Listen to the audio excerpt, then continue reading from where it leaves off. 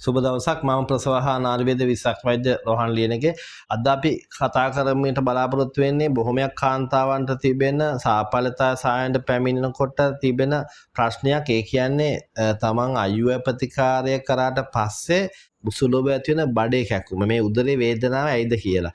ඒතකොට අපි දන්න ගොඩක් අය සාපලතාවයට ප්‍රතිකාර කරන කාන්තාවන් ගොඩක් වෙලාවට අයුව ප්‍රතිකාරයට භාජනය වීමට වහාම කලින් ඇය විසින් ගොඩක් ඖෂධ ලබා ගන්න ගොඩක් ඩිම්බ මේරීම සඳහා. ඒතකොට ඩිම්බ මේරීම සඳහා බොන පෙති වගේම විදින නික්ෂේපන නිසා ඩිම්බ අධික ලෙස ගොඩක් මෝරා තිබෙන්න පුළුවන්. ඒතකොට ඒ ඩිම්බ ගොඩක් අසාමාන්‍ය ලෙස මෝරා තිබීම නිසා සමහරලාට මේ බඩේ කැක්කුම ඇති වෙන්න පුළුවන්. ඒ වගේම අයුව ප්‍රතිකාර අපි දන්න ගොඩක් වෙලාවට ශුක්‍රාණු වල ගුණාත්මක භාවය වැඩි කරන්න අපි වර්ධක මාධ්‍ය යොදා ගන්න. මේ වර්ධක මාධ්‍ය වල ඒ රසායනික සංඝටක නිසාත් ඇතැම් විට උදරේ වේදන ඇති වෙන්න පුළුවන්. ඒ වගේම කාන්තාවන්ට අපි අයුව ප්‍රතිකාරය සිදු කරනකොට ඒ කැටීටරය සමහරලාවට ගර්භාෂය තුල බිත්තියේ ගැටීම නිසා ගර්භාෂයේ මස් පිඩුවල යම්කිසි සංකෝචනයක් ඇති වෙන්න පුළුවන්. ඒ සංකෝචන රැල්ල නිසාත් උදරේ වේදනාවක් ඇති වෙන්න පුළුවන්. නමුත් මේවා తాවකාලිකයි. ඒ වගේම ගොඩක් වෙලාවට අයුව ප්‍රතිකාරයද අපි දන්නවා ගැප් ගෙල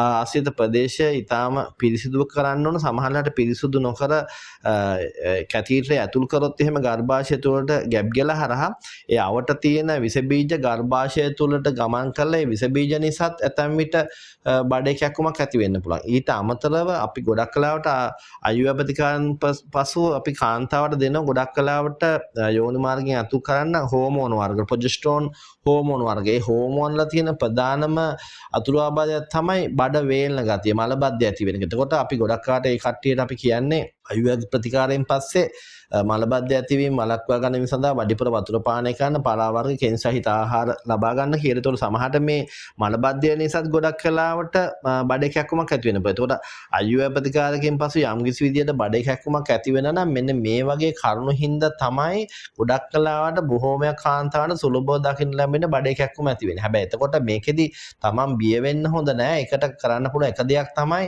පැරසිටමෝල් වගේ අයුවයි එකට ඒ හැදෙන කලලයට හරි ඒ ක්‍රියාවලියට හානියක් නොවන සරල ඖෂධයක් අපිට ලබා ගන්න පුළුවන්.